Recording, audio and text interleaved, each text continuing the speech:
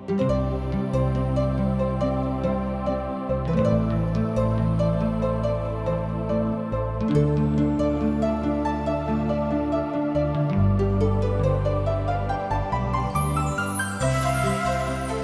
सब TWR India का कार्यक्रम जिंदगी की राह देखतनी। ई एगो सोचल विचारल ढंग से बाइबल की पुस्तकन का अध्ययन हवे, जौना में बहुते सवालन का जवाब दिहल जाला, जैसे कि परमेश्वर के हमें, का परमेश्वर सचऊ हमार परवाह करेले, हमारी जिंदगी से परमेश्वर का इच्छा हवे। कृपा करके देखी सुनी ताकि परमेश्वर आपकी जिंदगी का रास्ता दिखावस। प्रिय मित्र, 16वां अध्याय के शीर्षक है दाऊद तथा प्रतिज्ञा के बक्सा, यानी कि वाचा के बक्सा।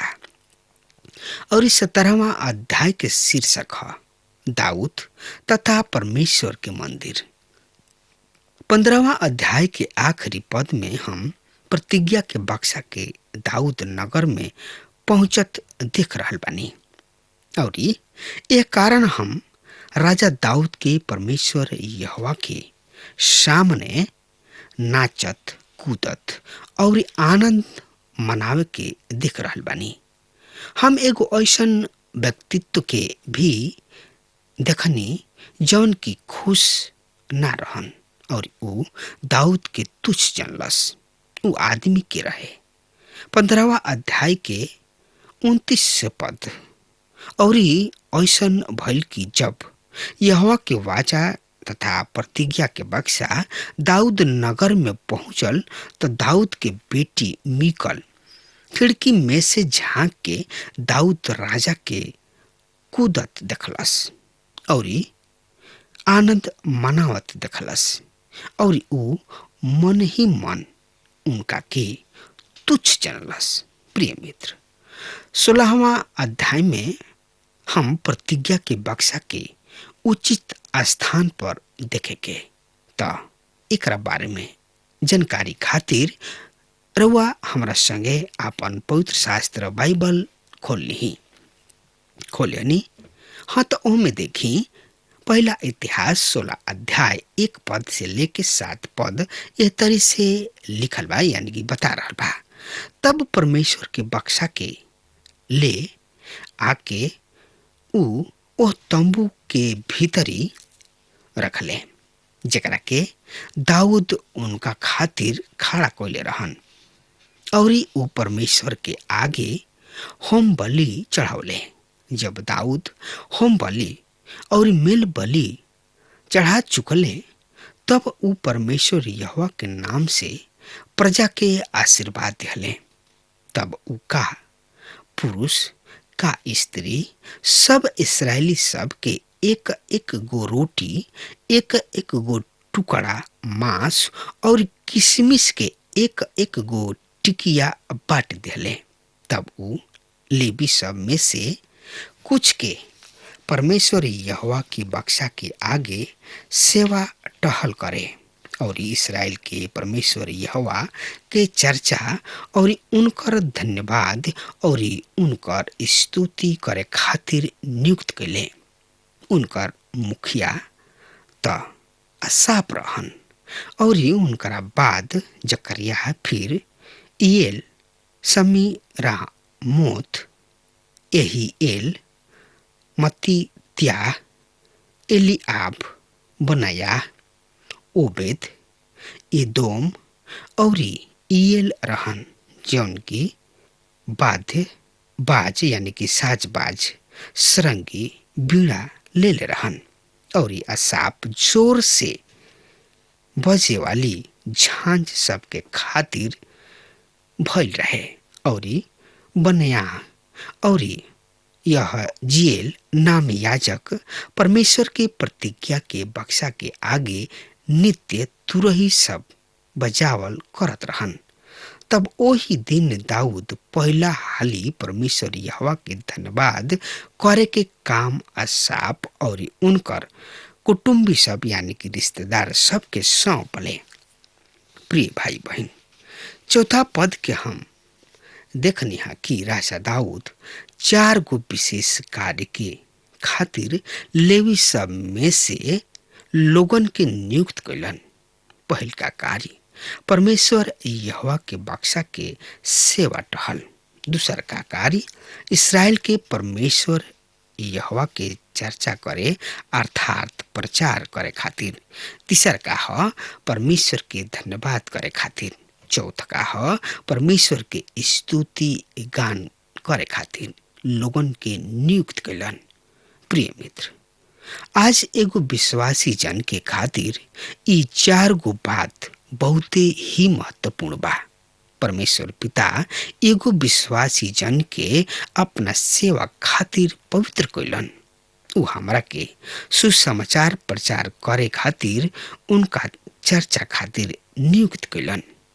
विश्वासी के कार्य है कि उ हर एक बात में परमेश्वर के धन्यवाद करे और उनकर मुख से उनकर स्तुति गान हरदम करत रहे। राजा असाब के संगीत के जिम्मेवारी दिहल गई। संगीत शुरू ही से परमेश्वर के आराधना के मुख्य अंग रहल बा और अब हम दाऊद राजा के एगो शानदार भजन के सुनावे जा रहल बानी। सही में ये भजन संहिता के किताब में 105वां भजन है। एकरा के रउआ भजन संहिता में भी देख सकतानी। मित्र, एकरा बारे में जानकारी खातिर रउआ हमरा संगे अपन पवित्र शास्त्र बाइबल निकाल लिहनी।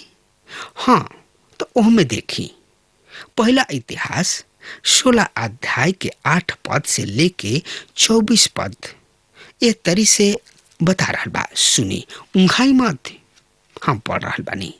परमेश्वर यहोवा के धन्यवाद करा, उनका से प्रार्थना करा, जाति जाति के बीच उनका कार्य के प्रचार करा, उनका खातिर गावा, उनकर स्तुति गान करा, उनका सब अद्भुत कार्य के चर्चा करा यानी कि बखान करा, उनकर पवित्र नाम पर घमंड करा। परमेश्वर यहोवा के खोजी सबके हृदय आनंदित होके। परमेश्वर यहोवा और उनकर सामर्थ की खोज करा। हरदम उनका दर्शन के खोजी बनल रहा। उनकर कईल गोइल आश्चर्य करम तथा उनका मुंह के वचन सब के याद करा। हे उनकर दास यानी कि सेवक इसराइल के वंश के याकूब के संतान, तू जवन की उनकर चुनल गोइल हवा, उहे हमार परमेश्वर यहोवा हमें। उनकर न्याय के काम पृथ्वी भर में बा। उनकर प्रतिज्ञा के हरदम खातिर है। 1000 पीढ़ी सब तक उनका वचन के जौन की उ उठौले वरन ओ प्रतिज्ञा के जौन की उ इब्राहिम के साथ बंधले और उनका शपथ के जौन की उ इसहाक के साथ खैले याद करा। उ उनका के याकूब के खातिर विधि क के और इसराइल के खातिर सदा के वाचा यानी कि प्रतिज्ञा बांध के दृढ़ कैले। काहे कि उ कहले रहन, हम कनान देश तोहरा के दे देब, उ तोहार निज भाग होई। ओ समय गिनती में उ कम वरन बहुते ही कम और देश में परदेसी रहन। उ जाति जाति में और राज्य में फिरत रहे।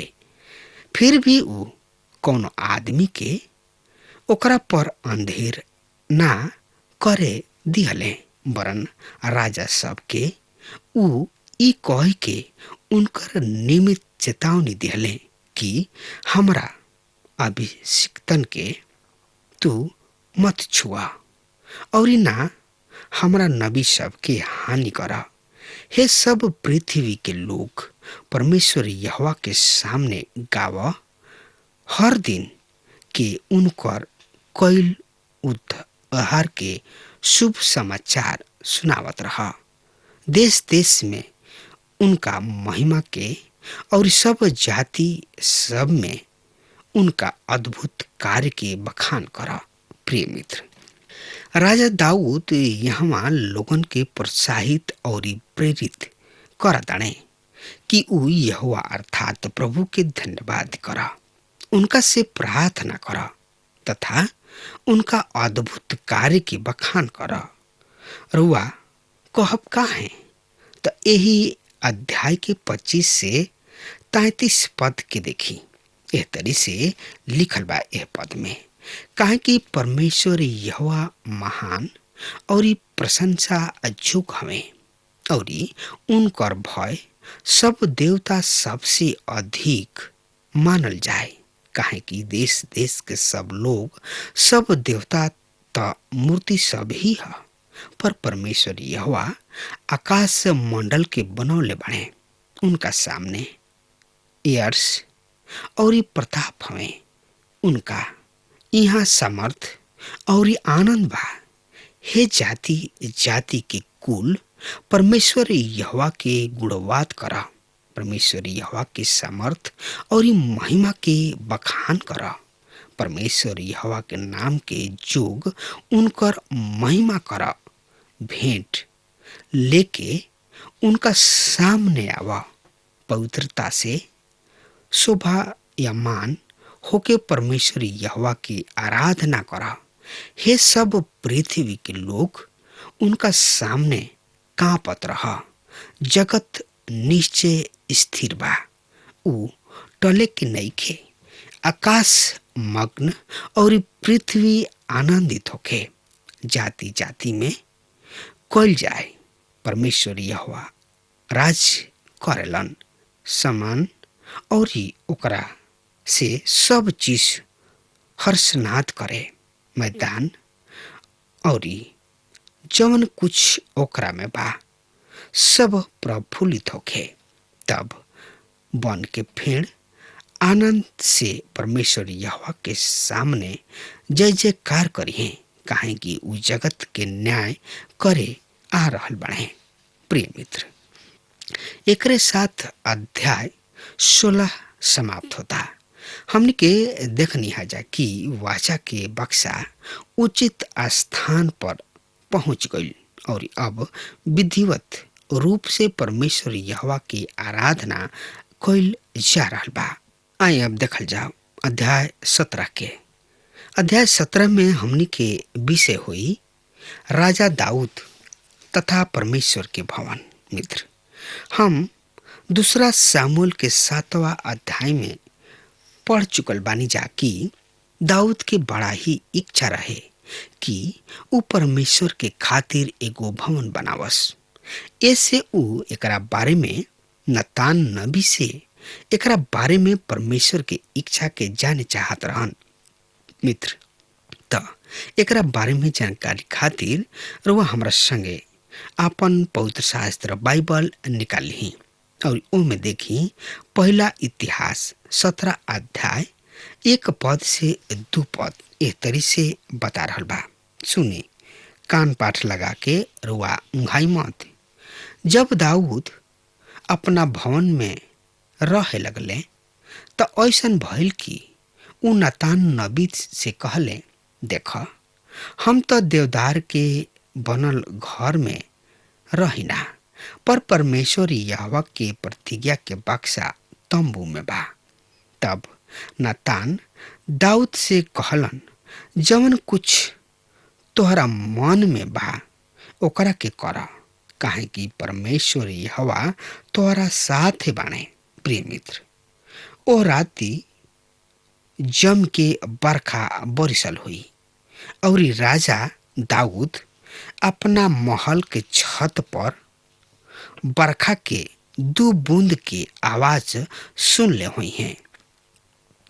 उनका ध्यान आयल हुई, ओह, परमेश्वर के प्रतिज्ञा यानी कि वाचा के बक्सा तो तंबू में राखल गुल बा।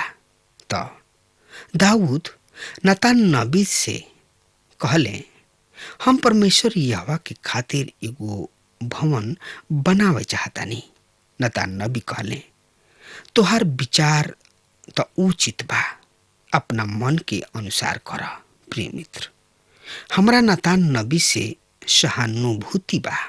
यहाँ हमनी के सामने परमेश्वर के नबी द्वारा बात करे के मामला बा। यहाँ परमेश्वर के नबी गलत रहन, परमेश्वर पिता उनका के जरूर सीधा करी हैं मित्र। त एकरा बारे में जानकारी खातिर पहला इतिहास 17 अध्याय के 3 पद से 5 पद एक तरी से बता रहा बा। और वही रात ऐसन भइल कि परमेश्वर के ई वचन नतान के पास पहुंचल, जाके हमार दास यानी कि सेवक दाऊद से कह कि परमेश्वर यहोवा ए तरी कहताने, तू हमरा रहे खातिर घर मत बनैहा, काहे कि जौना दिन से हम इस्राएली सब के मिस्र से निकाल ले आईनी ओ दिन से आज तक कबहू घर में ना रहनी, पर ए तंबू से दूसरा तंबू और एगो निवास स्थान से दूसरा निवास स्थान में फिरत रहत बानी। प्रिय मित्र, परमेश्वर हरदम खुद के अपना लोगन के साथ एकात्म कैले, कबहू अलग ना रखले। यही कारण से परमेश्वर हमार मानवता के धारण कैले। ऊ अपना लोग से तंबू में मिलल करत रहन, काहे कि उनकर लोग तंबू सब में रहल करत रहे। 6 पद ए तरी से बता रहल बा, सुनी यही अध्याय के। और जहाँ जहाँ हम सब इस्राएल के साथ फिरत रहन, का हम कबहू इस्राएल के न्याय सब में से जेकरा के हम अपना प्रजा के चरवाही करे के ठहरौले रही, केहू से भी ऐसन बात कहले कि तू लोग हमरा खातिर देवदार के घर काहे ना बनौला। मित्र, जब इस्राएल प्रजा प्रतिज्ञा के देश में पहुंच गई और ऊ अपना अस्थाई बना लेले, उस समय परमेश्वर यहोवा खातिर कोनो अस्थाई मंदिर ना बनावल गइल। परमेश्वर पिता कहताने कि हम उनका सामने कौन आपत्ति ना जतौलन, कौनो शिकवा शिकायत ना कइलन, पर ई इच्छा दाऊद राजा के मन में पैदा भइल। परमेश्वर एकरा बारे में दाऊद से का कह रहल बड़े, तो सुनी 7 से 10 पद में ए तरी से बखान बा। अब तू हमरा दास दाऊद से ऐसे कहिह कि सेना सब के यहोवा परमेश्वर ए तरी कहताने, हम तोहरा भेड़ साला में से अर्थात भेड़ बकरी सब के पीछे पीछे फिरे से ऐसे बोला लेहनी कि तू हमार प्रजा इस्राएल के अगुआ हो जा, और जहाँ जहाँ तू गोइल उहाँ हम तोहरा साथे रही, और तोहार सब दुश्मन के हम तोहरा सामने से मिटा डलनी। हम पृथ्वी के बड़े बड़े लोग के नाम के समान तोहार नाम बड़ा क देव, और हम अपना प्रजा इस्राएल के खातिर एगो स्थान ठहराइब, और ओकरा के अस्थिर क देव कि ऊ अपना ही स्थान में बसल रहे और फिर कभी हटावल ना जाए, और ना दुष्ट लोग उनका के ओह तरी दुख देवे पाई जौना तरी ऊ पहले, वरन ओ समय से ही जब हम आज्ञा दी कि हमार प्रजा इस्राएल पर न्याय ठहरावल जाए, दुख दिहले। हम तोहरा सब दुश्मन के दबा देव। एकरा अतिरिक्त हम तोहरा के इहो कहतानी कि यहोवा तोहरा खातिर एगो घर बने हैं। प्रिय मित्र, हम तोहरा के भवन बनावे के अनुमति नहीं की देत। मित्र, अब हमार समय खत्म हो रहा बा, तब तक खातिर रउआ हमरा के आज्ञा दी। परमेश्वर रउआ के और रउआ परिवार के बहुते बहुते आशीष देस। आमीन। हमके विश्वास बा कि ई कार्यक्रम आप सब खातिर फायदेमंद सिद्ध भइल हुई। हम चाहतनी कि आप सब आपन आपन आशीष हमरों से बांटी। अगर आप सबके लगे बाइबल से चाहे आपकी निजी जिंदगी से क्यों सवाल होके चाहे क्यों समस्या खातिर प्रार्थना करावे चाहतनी तो हमारी फोन नंबर पर जरूर संपर्क करें। परमेश्वर आप सबके बहुत आशीष प्रदान करें और आज का दिन आप खातिर सुखद बनावे।